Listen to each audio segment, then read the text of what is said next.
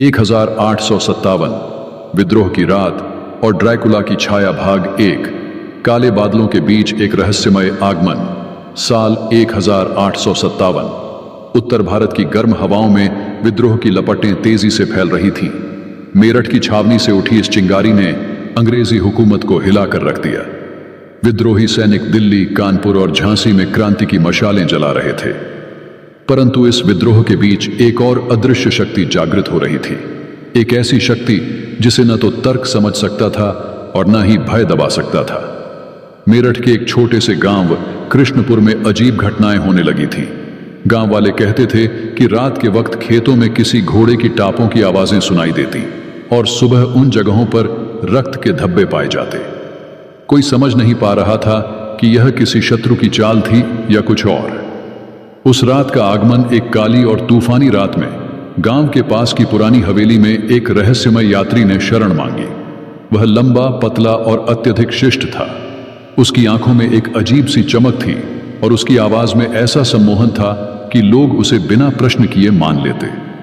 उसने खुद को ड्रैकुला बताया, रोमानिया से आया एक व्यापारी जो विद्रोह की स्थिति का अध्ययन करने भारत आया था। परंतु ड्रैकुला की उपस्थिति के साथ ही गांव में भयावह घटनाएं बढ़ने लगीं। जो लोग रात में खेतों या जंगलों में जाते वे सुबह लहूलुहान और कमजोर लौटते। कुछ लोग तो गायब ही हो जाते। गांव वालों ने विद्रोह के नेताओं को इसकी खबर दी। प्रतिशोध का संकल्प विद्रोही नेता वीर सिंह, जो मेरठ में विद्रोह का नेतृत्व कर रहे थे, ने इन घटनाओं की जांच करने का फैसला किया। वीर सिंह का मानना था कि यह अंग्रेजों की नई साजिश हो सकती है जिससे विद्रोहियों का ध्यान भटकाया जा सके। उन्होंने अपनी छोटी टुकड़ी के साथ कृष्णपुर का दौरा किया और ड्रैकुला से मुलाकात की। ड्रैकुला ने वीर सिंह को बताया कि वह केवल एक यात्री है और इन घटनाओं से उसका कोई लेना देना नहीं है। लेकिन वीर सिंह उसकी चमकदार आंखों और उसके अजीब व्यक्तित्व से असहज था। उसने ड्रैकुला की गतिविधियों पर नजर रखने के लिए अपने सबसे भरोसेमंद आदमी इकबाल को हवेली में तैनात कर दिया। रात का रहस्य इकबाल ने हवेली के अंदर जो देखा वह उसकी कल्पना से परे था। उसने ड्रैकुला को एक ताबूत खोलते हुए देखा और ताबूत के अंदर खून से भरा एक कटोरा रखा था। इकबाल को एहसास हुआ कि यह आदमी साधारण नहीं बल्कि एक राक्षस है। वह भागने की कोशिश करता, लेकिन ड्रैकुला ने उसे पकड़ लिया। ड्रैकुला ने इकबाल से कहा, तुम इंसानों की क्रांति और युद्ध मेरे लिए महत्वहीन है। मैं यहां केवल अपने उद्देश्य के लिए आया हूं, खून और शक्ति।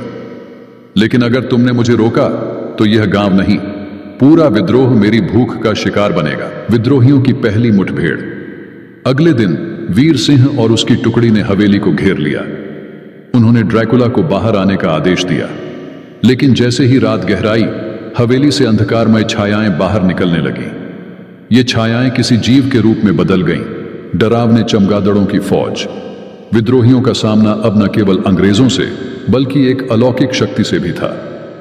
क्या विद्रोही इस नई चुनौती का सामना कर पाएंगे? क्या ड्रैकुला केवल भारत में खून पीने आया है या उसके इरादे कुछ और बड़े हैं? यह जानने के लिए अगले भाग का इंतजार करें।